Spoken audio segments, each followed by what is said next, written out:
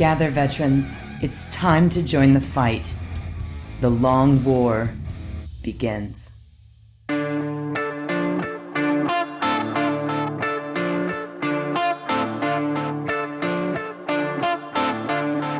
This is The Long War. I'm Rob Baer, and joining me once again are my partners in crime, Kenny Boucher and Wyatt Turk. What's up, guys? Yo, dog, great to be here. Hey, what's going on? For the first time in the history of ever, I can't see Wyatt's screen, so I can't see if there's cats sneaking up on behind him. There's currently one on my lap.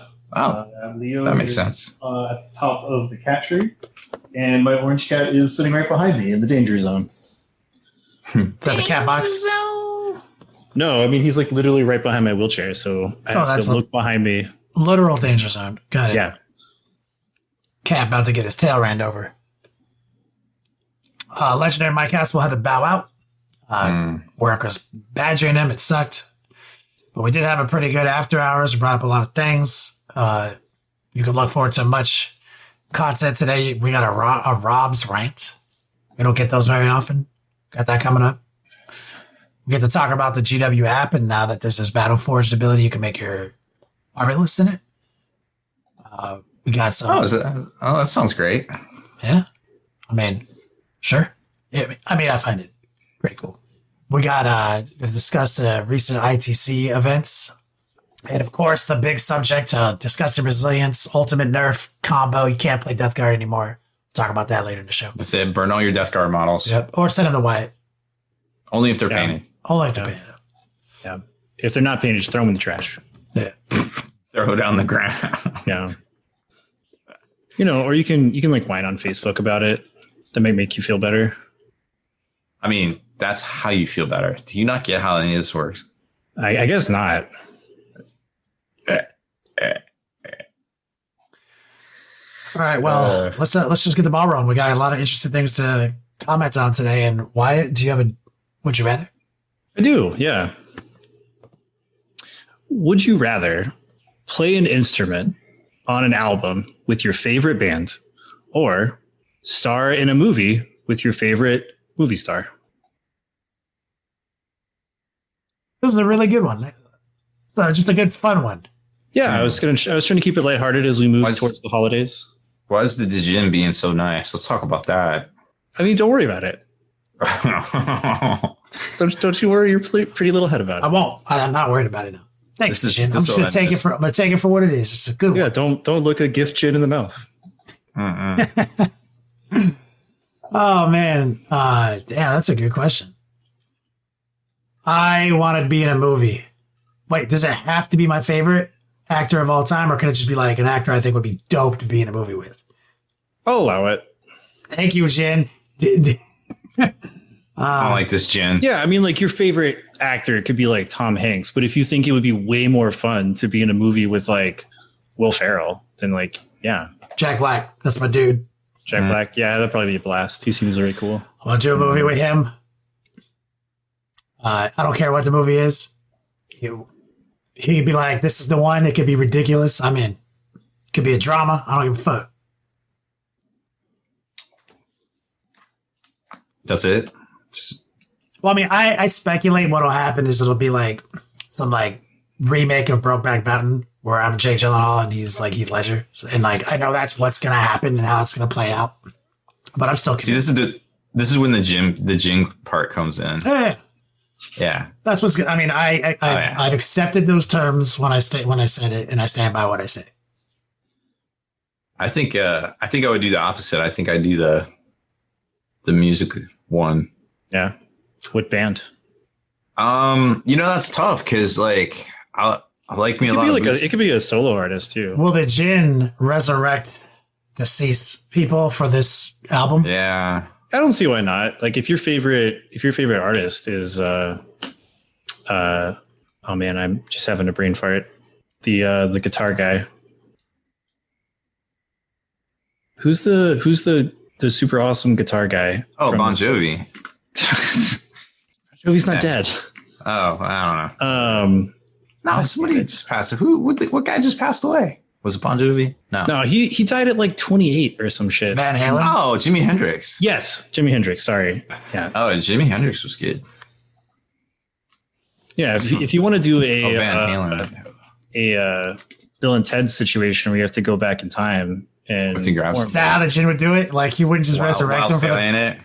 Yeah, because I mean, like death is permanent; it's a fixed point in time. I think I'd probably do more like EDM, like just not actual like instruments. Mm-hmm. So we're getting a duo album with Rob Baer and Skrillex next year. Ooh, it's gonna be like a remix of Bangarang with cats. Oh, jeez, that would be so good. Oh man, I guess if you're bringing people back, you can bring back Avicii maybe. Oh yeah, I forgot he died. That's a good guy. He really. He's not bringing him back. You have to time travel Bill and Ted situation. Yeah. Yeah, it was the same thing. To like his first show, like 2011 or whatever. Yeah, that'd be legit. I think. Okay. I mean, EDM's crossing over to everything. You walk into a store and you hear it playing, you're like, wait, what? I definitely feel like the dubstep fad is well and truly over. I think just straight bangers, yeah. Like somebody who listened to a lot. Yeah. When it was at its peak. Obsessively. I listen. Oh, for sure. I listened to some of the songs that I used to be like, this is the greatest shit of all time. Literally best song ever made. And now I'm just like, this, no, it wasn't. But a lot of that early EDM holds up. Like some of it does. Skrillex, early, Avicii still. Yeah. And like new stuff coming out all the time. I just mean like the real like experimental. Yeah, the stuff that would give you a nosebleed just listening to it.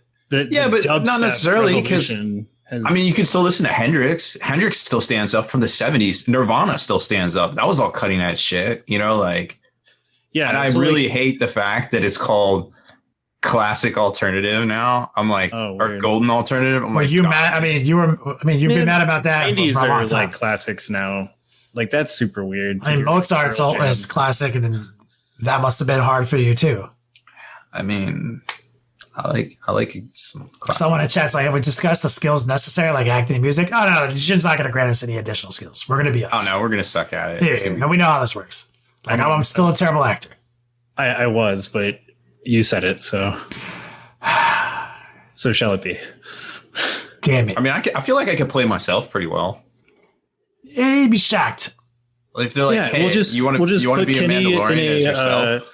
We'll put Kenny in like a duo with Jack Black in the movie called Florida Man, and then it'll be fine. The problem is that they write you lines, and they're like, now say these lines as you, and then you're like, nah, it's a comedy. Like 99% of it is ad libbed. Oh yeah. Fine. I feel like if we can make some shit up, that would be the way to go. If I can just react to fucked up Florida situations, it'll be pretty easy for me. Yeah. But I'm prepared. I'm prepared to go all the way with Jack Black, so it doesn't matter. I'll take anything. Those are some choice words. Okay. Yeah. Seriously. Shall we walk over to the news desk? Yes, let's do that. So not a whole super lot of news, but there is a bit of controversy on the ITC scene that I think Wyatt has some of the info. I sent you the store and such in Tallahassee. So over the past weekend, there was an event, the Per Astra Double Ironman, that was surrounded with some controversy. I won't get into details because a lot of it has been speculated by the community. The only people that really know 100% what happened is the ITC judging body, and they released an official statement from Reese, which I'm just going to quote because it kind of sums it all up. Quote, the ITC governing body looked at the information, interviewed people at the event, debated the facts, and decided to take the appropriate punitive action for similar situations we've encountered, although they are quite rare. The event has been removed from the rankings. The attending players sadly have lost their points for the event, and the organizer will be unable to run ITC events for 1 year. Also, the concept of an Ironman event, in the sense it was being run here, will no longer be acceptable without pre-approval from the ITC administrators, as it clearly falls outside the spirit of the ITC events rules, unquote. What is that format? What is this Ironman format? Just curiously. So what they did was it was 2 days, 5 rounds per day, basically counting as like 2 separate events. And that's typically what people refer to as an Ironman, like a full tournament in 1 day, like games back to back. So you kind of run like 2 majors back to back. Yeah. And this wasn't even the first one to do this. No. And a lot of people were gearing up to do these more towards the end of the year or like into January because LVO has been canceled. Those have subsequently decided to not do that because they came out and they said like these double Ironmans are not okay now. And like part of the issue is that like there was a number of like signups that got them to GT status and then a kind of suspect number of drops. Right. And so one of the debates was whether or not you should count an event as GT status if like 10 of your 30 people drop out after the first round of play, and like where that line should be drawn. So Reese has also stated that they will be going back and amending and extrapolating on these in the ITC format and code of conduct, which will be up on their website. I think, I think Reese came out of the gate with a really good statement and kind of nailed it down without, throwing shade or anybody under the bus. We at Spiky Bits, everybody was blowing me up about this come Monday morning. And I'm like, there's just no facts. Like you can't run a thing if you can't get a source and you can't get what was, what actually, I wasn't there. So I don't know, stuff like that. But I can't, it's all completely hearsay. So I can't tell you this is the second time that I know of that a event coordinator or TO has been 1 year suspended for a similar, not with the Ironman thing, but a similar occurrence, a 50 person event or 60, I forget what the major is. And then the first round, like 10 or 15 people disappear, but there was people literally there that were like, there was never that many people here. The table numbers went up, but there weren't people there. So there was some flim-flamming involved with it. And so it seems like, so what you guys are telling me is like, so this double Ironman thing, and obviously the concept of having the minimum people required to be a major, that's just for points. The people want their points. Right. So because they have the proprietary thing of like, you get more points for a GT, and you get even more points for a major. And then there's like the undefeated multipliers that are different for each of those again. It's very, so it's clearly, I see. So it's really, it's gamemanship, right? Like you want to have this tier so you can get these kind of points for your people. Yeah. You do the double tournament weekend so you can kind of run 2 majors while everyone's in one central location to ramp the points up. So a lot of it seems like to get points ramped up, and that's okay. That makes sense why Reese is like, it's not in a spirit. It's like that because that's what it's kind of been designed for. Yeah. And I mean, like if you want your event to be a GT and come day of, not enough people show up, I mean, like that's not your fault. So, just let it go. Like it's not that big a deal. I think, first of all, some of the folks involved with this put out statements that I think is definitely worth checking out.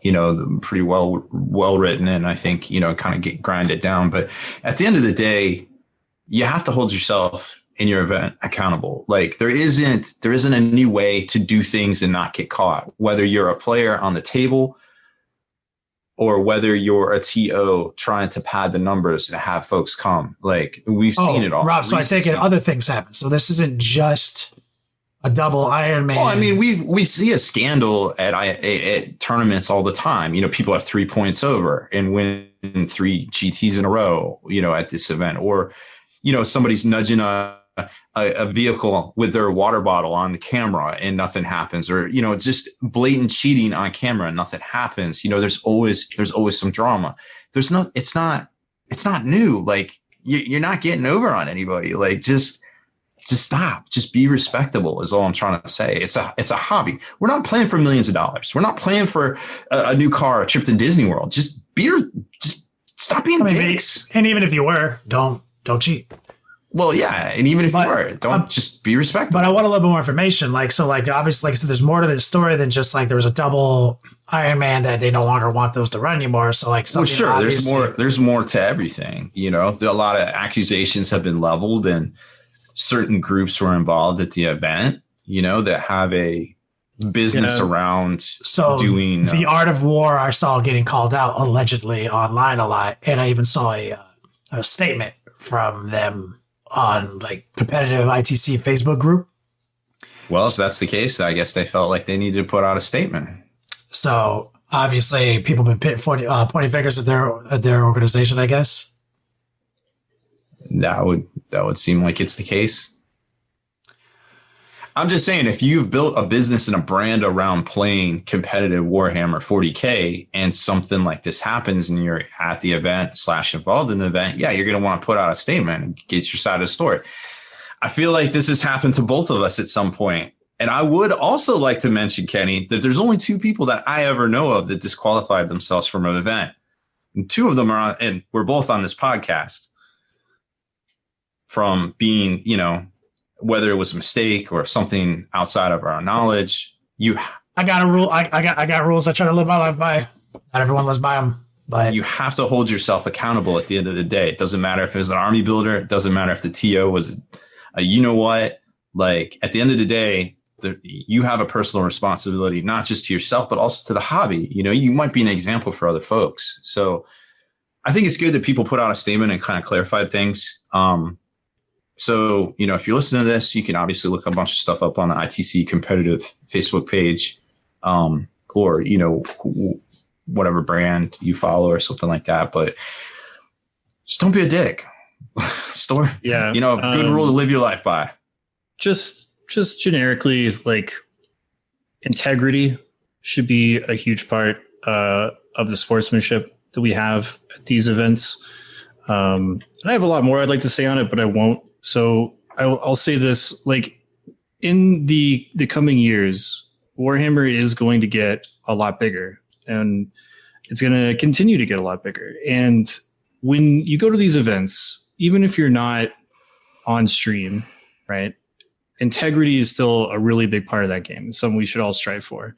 And then if you are going to be on these, integrity is even more important because you're going to be under way more scrutiny. So fair play, sportsmanship, the language that you use, like all that stuff is going to be way more important because we are going to be ambassadors of the hobby and of the game. And it's just going to keep getting a bad rep, and there's going to keep being drama and all this stuff. So just have some integrity. Yeah. So well said. Wyatt. Rules to live your life by. Excuse me. I didn't mean to cough while I was unmuted to anyone listening to this at home. I'm not going to edit that out. It's too much. Rob, got some news breaking? Yeah, we got obviously the Death Guard Codex and the Death Guard release has been delayed. I think they announced that last Friday, unfortunately. So hopefully we'll see it at a point in time in January where perhaps the release won't be as allocated as previous releases to game stores. But if you are going to go down to the game store, there are releases that are going to go on pre-order this Saturday. So the new White Dwarf will be out for Blood Bowl. They have a Skaven team set, dice set, Blood Bowl, Skaven dice, Dwarf dice, Skaven and Dwarf pitch. That's $47. The dice are $15, which is shockingly respectable price-wise. But, there's not a whole lot of dice when it comes to Blood Bowl. So a Skaven team card pack, a Dwarf team card pack. If you're into Necromunda, there is the House of Artifice book for $47 and the new Vansar Archaeotechs and Skycutters. Those are the dudes with like robot arms and Green Goblin little skyboards, which are pretty tight. And they also have dice for $15 and tactics cards for $15. So, and the box set's $42. So that's the big GW releases. Now there is a second wave of Battle Forces hitting stores this weekish. So if you missed out on the Christmas Battle Forces, there's a possibility that your local game store might get 1 or 2 copies of them this week with their restock order from Black Friday. That's how far GW is behind, believe it or not, about 2 to 3 weeks right now on restock orders. So, call your local store, any online retailers. You might see them hitting Amazon. It's really hard to say at this point, but they're obviously supply has outstripped demand at this point, or the other way around, whichever. But just keep that in mind too if you're looking for some of them, because there's some pretty good value in there.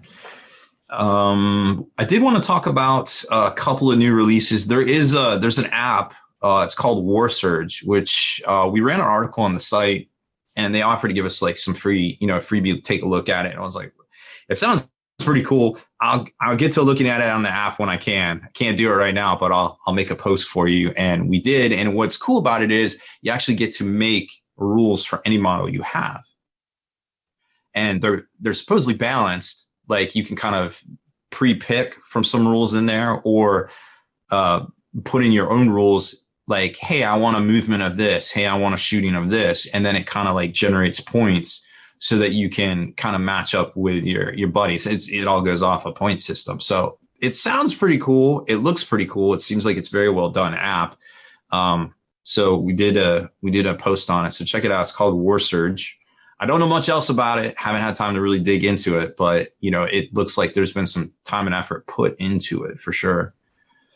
On the new release side of things, Pop Goes the Monkey just put out a new kit. It's called the Contender. It might be a 3-inch tall boxy robot that you could play in games of Horus Heresy or Warhammer 40K. I'll let you figure out what it is, but it's pretty well priced at $35. I think it might be worth checking out if you need a contender with various weapon loadouts for your army. And that's basically all the new releases I have. Ooh, I got a new release. Let's hear it. Purple finally let me throw up my Blood Angel shirt at hereticswag.com. Why didn't they let you? What was going on? Because of holiday surging, I can only do 2 direct garment uploads every 24 hours. And they lied, and it was like 40 hours before they let me do it. So it's up since last podcast. Remember, I was like, oh, I'm going to do one. I did one. So I did the likeness of a death mask. That is up.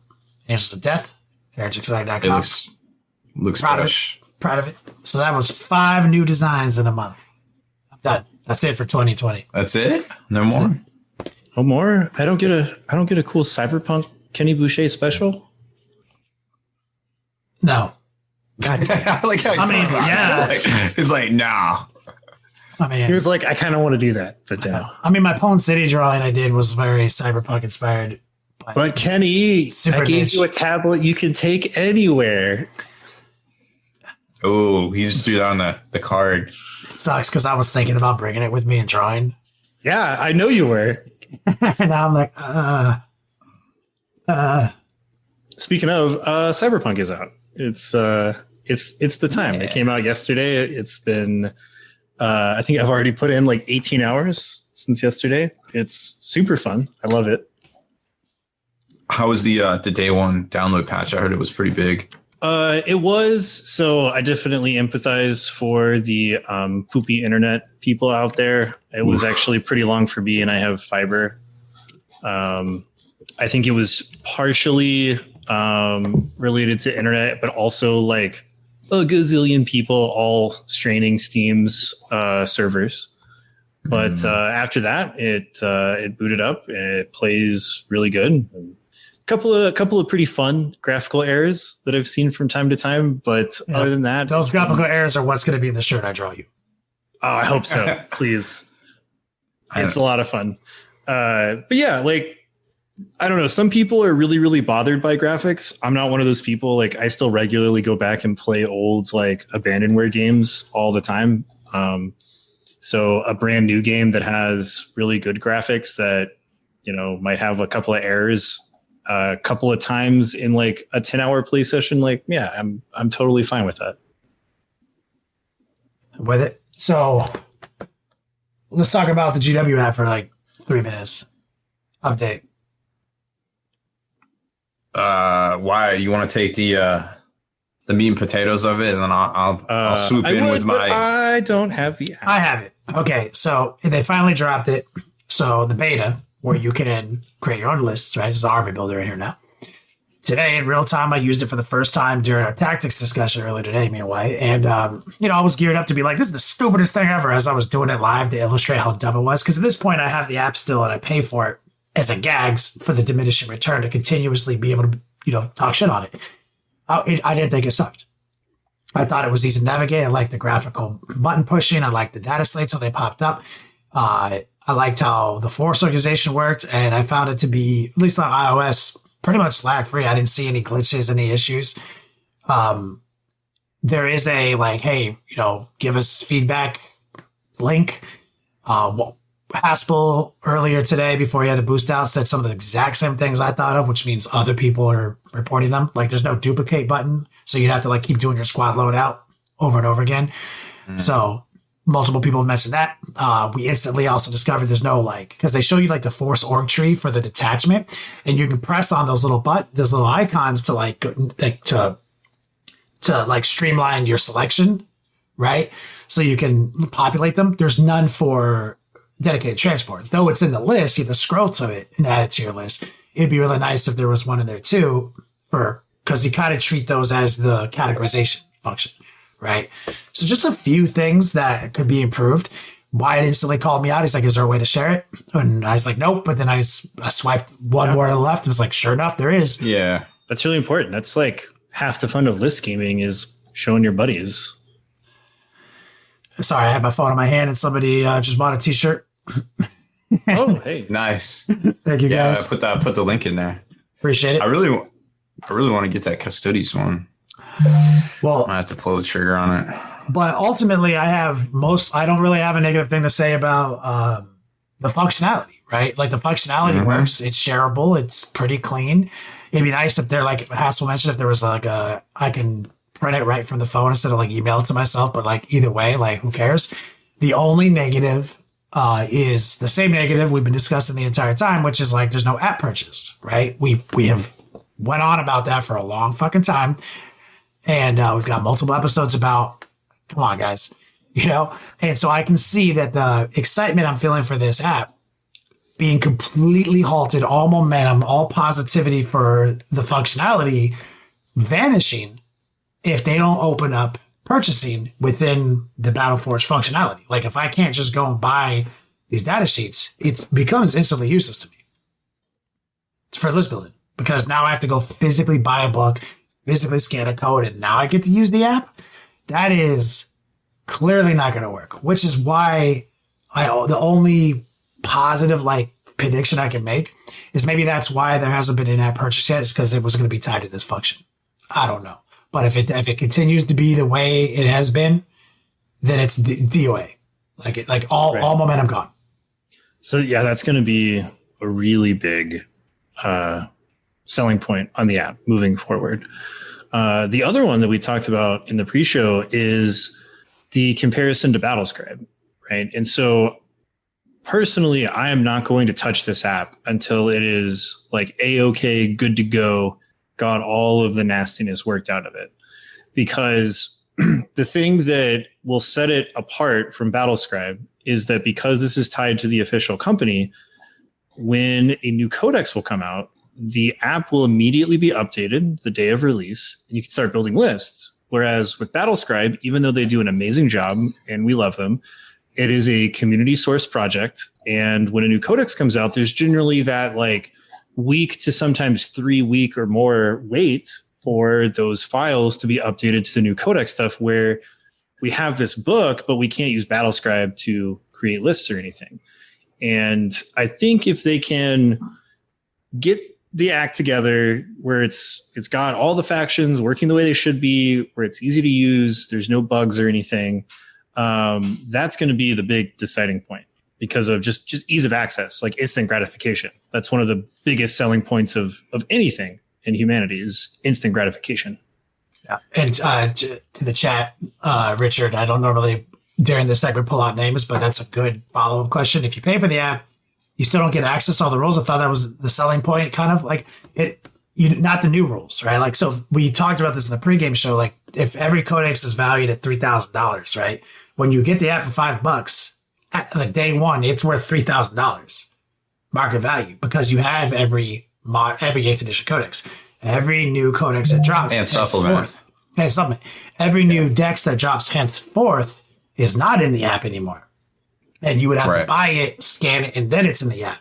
So you lose value every day that a new book drops. Well, every release. Every release that, every release. And I think I would like to point out, and I'm not purposely trying to, torpedo this conversation, but I would like to point out that the first major iOS update crashed the app and it didn't work for like a whole day because supposedly they're doing all this in-house, and that may or may not be the best idea for a development team that doesn't specialize in iOS, and they're trying to hire for folks to do that. And hopefully we can get that day one drop, because I think if we're not getting a day one drop and Battlescribe, beats them to the market, basically, I'm just not sure how the customers are going to react. All momentum that they're building right now will come to a screeching halt and be unrecoverable. And I'm not even sure it's momentum. I think it's been like a roller coaster ride of promises and letdowns at this point. I mean, on this temporary this temporary uptick right now. Like, I'm feeling momentum building right now, that it's working great. If they can keep momentum with, now I have in-app purchases to buy if they can just keep that, it will be the fucking official app. If they can keep that momentum train rolling. And I think I would love to see that, just like I've said, but I think we can point to a number of things that might not be a achievable thing for Games Workshop. And I want to make 2 points here. First of all, I'm not trying to say, hey, don't get the app. Like, use whatever you're comfortable with for your level of hobby, right? Like pen and paper, Battlescribe, whatever. Like, I go to Waha PD, I print out little codex quick reference things, but I'll still get the book. Like, I have the Marine book, I have the Deathwatch book. Like, I'm still going to get the material, mostly because I need it for work. But that being said, I feel like if we just rush to pick up this new thing because they want us to, that it rewards them for putting out a shitty product. And that's what it is. Oh, you're gonna jump into your rant? I feel No, not yet. It has been a shitty product. Like, from the get-go, we were promised, and then we were, they walked it back, then we were promised something else, then it walked it back, then it broke, then they walked it back. Now they have it, but it's a beta. And as Haspil did point out in the pregame, that's a lot of PC games too. Like, you get in the beta, but very rarely do you have to pay to be in a beta. So I feel like, yes, we do have something. It's very easy to use, as Kenny pointed out. But at the end of the day, if we keep consuming subpar products, then it doesn't give GW any reason to get better at it. And I think at the end of the day, we want GW to put out a better product. And I can get into, is it rant time? Like, I can get into all sorts of things. I'm looking at my watch, and it is rant time. Yeah. Do we have any tabletop market? No, I guess we're good on that. So, well, here's my thing. Here's my thing about products in general. Anything you do, and I think most people, if you're not familiar with business and marketing, you can understand this example. When I go into a store, when I go out to eat, I order a Coke. I get a glass, I get my Coke in it, and I get some ice. I didn't say I wanted it in a glass. I didn't say I wanted ice, but they just knew, because that's value. I got value out of my purchase. Okay. It's a value add. So when I go to Games Workshop and I buy something from Games Workshop, what I want as a consumer is, I want not value in the sense of I'm buying this kit and I'm saving this money, but I want something that I feel like this product is value. Meaning it's not a shit product. It's not planned obsolescence. Like, I won't have to replace it in a year because they're going to put out a new Space Marine Codex or something like that. And Games Workshop has built up this very incredible retail machine of putting out a new release every week, using just-in-time product fulfillment. And on a global scale, like, the logistics of that is pretty challenging. And it's very ambitious. And the fact that they pulled it off in a pre-COVID world for so long, and even in the COVID world for so long, is definitely commendable. But at the end of the day, there just isn't a lot of value built into Games Workshop products in general. I think the value for a lot of people might be the background and the lore and the richness, like Deathwatch, those are my dudes. Custodies, those are my dudes. That might be the value to a lot of people. And I feel like Games Workshop really leverages that value at the register to get us to buy. That's the whole chip, Haspil chip thing, right? So, I think at the end of the day, if Games Workshop there's going to be a point where they cap out like their stock, right? You can only go so high. You can only be the darling of everything for so long. And what goes up must come down. That's just the normal life cycle of things. But at the end of the day, I think they would sell more if they didn't have the, supply chain issues, notwithstanding from a COVID era. I think they would sell more and retain more hobbyists if there was more value in their products. Again, I'm not talking about dollar value. I'm talking about value in the products themselves, like more bits, potential things inside, like even buying the codex with a code in it to use the code in their app is a value add. Is it worth an extra $10? That's debatable, but it is a value add, and it's definitely worth talking about. So now here's the other thing that we haven't really talked about. Me and Haspil kind of mentioned it in our chat here. There's this thing called the Netflix effect, and it's happening right now in the chess world. And there's a lot of chess players that are really pissed off about it. But that show on Netflix, The Queen's Gambit, has really increased a lot of people interested in chess. And that has really got people buying chess sets, got people going to chess.com and registering. I don't even know the numbers. Like, it's exponential right now. It's in the hundreds of % increase in interest. Like, I remember reading, and I thought it was a crazy number at the time, like 100,000 new signups a week or something. And I was like, is there that many people? But then when you think about it, it's only been since like October 23rd. So you're only talking like, 100,000. You're not even talking so many millions. And there's 8 billion people in the world. So that number might actually be right. But here's the thing. Games Workshop has StoryForge coming, right? StoryForge is a thing. It might be on Netflix. It might be on Hulu. It's going to be on one of these services somewhere, right? It's going to get a lot of folks interested in the hobby. We're going to, like it did with Lord of the Rings. Lord of the Rings got people in the store, the miniatures game. Dawn of War, the video game, got a lot of people interested in oh, wait, it's a tabletop game too? Wait, they made a tabletop game about the video game? No, it was the other way around, but that's cool. Yeah, come on in. We'll tell you about the hobby. This has the potential to really grow the hobby in a way we haven't seen in the past 20 years.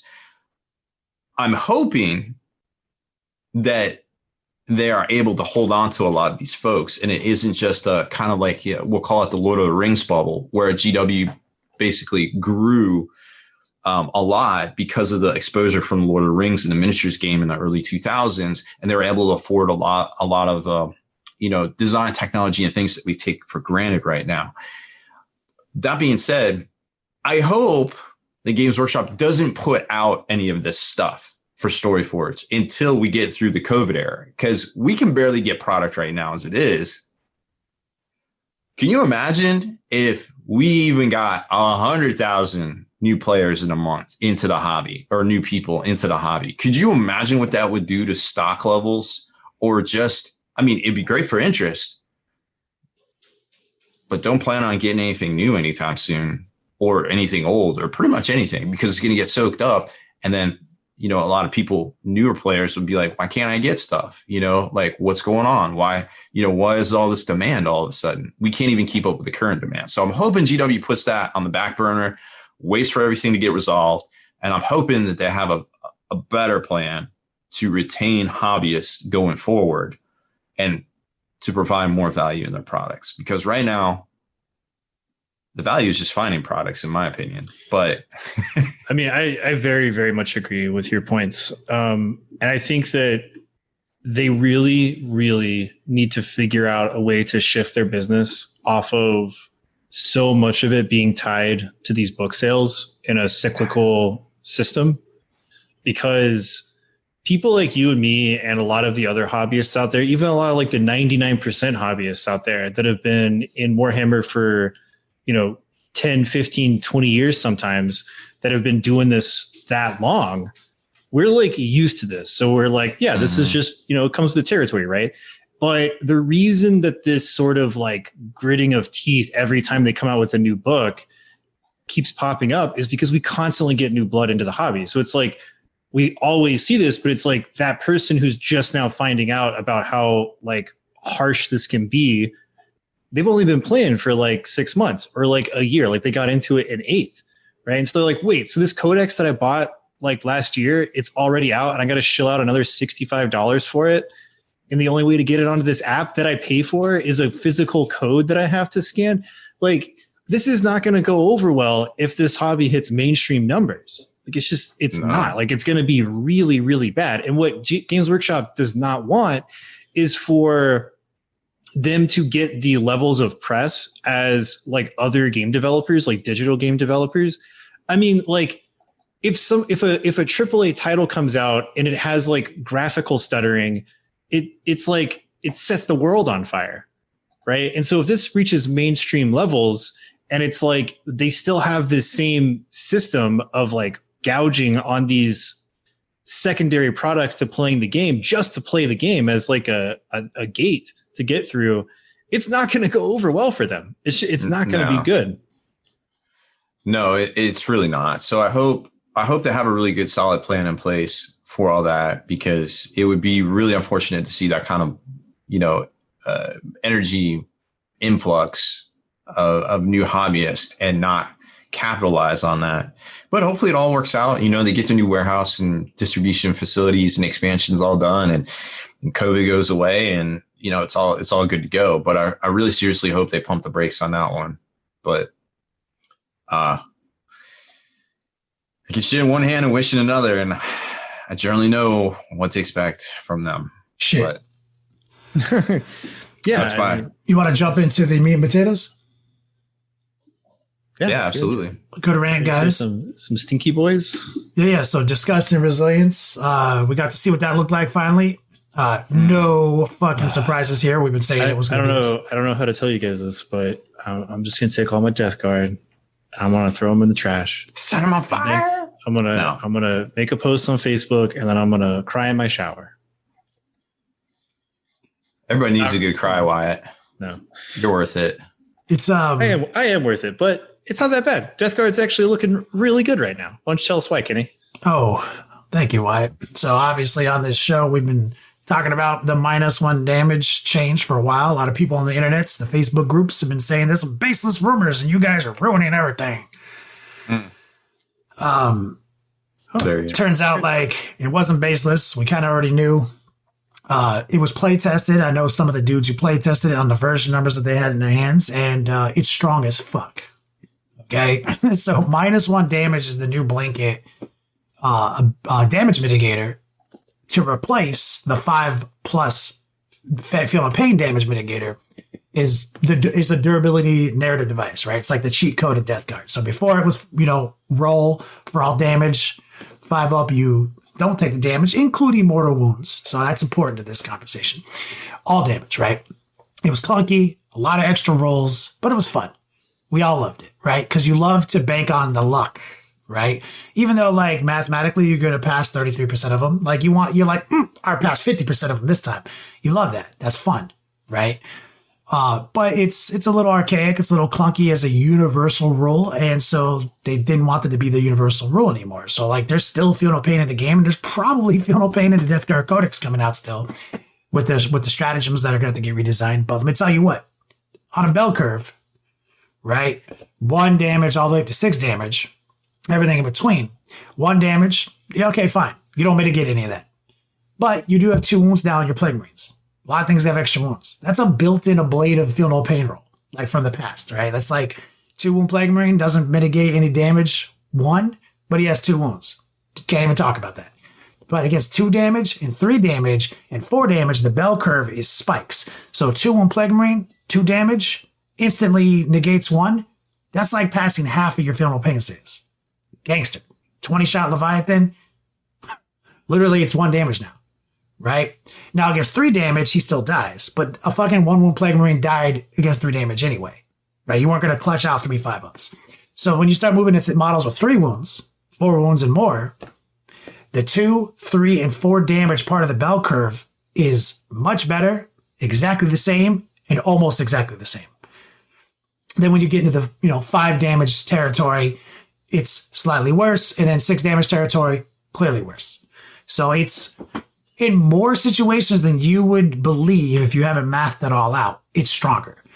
And because we're getting 2 wounds in our stock guys, it's even stronger. Oh, and an extra wound on our Terminators. Even more strong. Like, you have to throw a 4 damage attack at a Terminator to take him off the table. Like, that's crazy. Now, there's obviously downsides to this, right? Where it is nerfy, like Wyatt brought up tanks and mortal wounds and things. Mortal wounds are a part of the game right now in a really nasty way, and some people haven't gotten codexes yet. Harlequins looking at you with your hairwire cannons. See, that sucks. Death Guard don't have the ability to, after the fact, mitigate mortal wounds anymore like they used to, but most of their shit has a 5 of vulnerable frontline defense. Still pretty fucking good. I'm going to take it. It's a little bit of a nerf there. But against like the average stat line of a tank killing weapon, a 3 damage, 4 damage weapon, it's exactly the same, almost exactly the same. Guaranteed. Oh, yeah. I mean, having a save, way better than not having a save. When an Eradicator shoots your Dreadnought and it does not have an invul save, it simply dies. When that same Eradicator shoots my Blight Hauler, I have a way to stop that damage from even happening, right? So if I save one and then fail the other one, that Blight Hauler has a really good chance of still being alive. Whereas if they shoot that Redemptor Dreadnought, that Redemptor Dreadnought just dies, right? Even on like most minimum rolls when they have a full squad shooting at them, right? Unless they all roll once and they only get 3 damage per shot, right?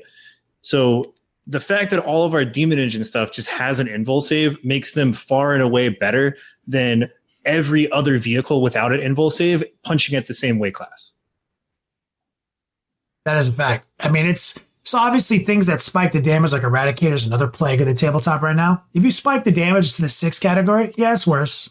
But we're still better than Marine tanks because we have that 5 up, like Wyatt mentioned. So, like, there's clearly a balance shift here.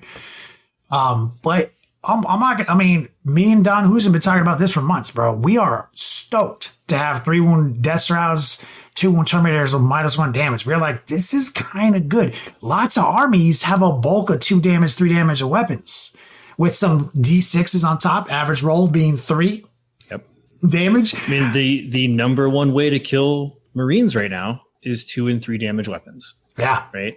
Specifically 2 damage weapons. 3s get into a little bit of a points hike where they become unviable to spam as much. So 2 damage all over the place is what we're seeing right now because of intercessors and the other types of Primaris troops. So our Plague Marines having 2 wounds at toughness 5 with a -1 damage are better in every way to incoming damage. Like, you have to shoot him. You have to hit him with a 3 damage attack to get him. That's a tank gun. You're shooting my 2 wound guys with 3 damage weapons to kill him. I think that was the point. Like, I'm with that. I want to ride that sweet spot because this means other things. Like, first off, it is straight up is in more mathematical situations more powerful, but then in other situations. So it's pretty clear and cut. Not a nerf, but there's other things Rob brought up earlier, like, and Wyatt too. Like, what about this? What about contaminated monstrosity? That's going to have to get tweaked, right? Yep. I mean, if they decide to take away the quote unquote feel no pain roll entirely, right? It's entirely possible that contaminated monstrosity sticks around. Yeah, it might be exactly the same. That's how we're going to get that stuff on our big units, like our Blight Haulers or our drones or our PBCs, is you have to spend a CP or 2 to give them that 5 up, right? You have to spend some resource. That's not even to mention other things like we're probably still going to have access to Miasma Pestilence. Make that unit -1 to hit. We're probably still going to have access to Cloud of Flies. Make that unit completely untargetable, right? So it's like this one little change without the full picture. Right now, it's just looking pretty good. It's beautiful. It's like I am so stoked. Me and Don Husen are so stoked to have our Plague Marines on the table -1 damage. Like, we're just like tickled pink with the ease and abundance of getting like extra, like 2 up cover saves and what are they going to do with the War Spider stratagem that was +1 to disgusting resilience save? Are they going to change that to another -1 damage? So the Mortarion's Anvil already has one that's -1 damage for Terminators, like that are now going to have -1 damage, -2 damage Terminators stratagems. It's going to be really hard to fuck with Death Guard when it's like extra cover saves, more damage mitigators. Maybe there still is a clutch pocket 5-up Field of Pain that you could throw on somebody for a phase. It is not a fucking nerf, man. It is. But like if you're playing a certain type of army and then you go to tournaments at your local game store and everyone's playing a certain type of army, you might feel like it's a nerf. In that situation, it is. And it's new. And when new codexes come out, you probably have to change your army list. And that, or because that's pretty, because you will be nerfed if you don't change.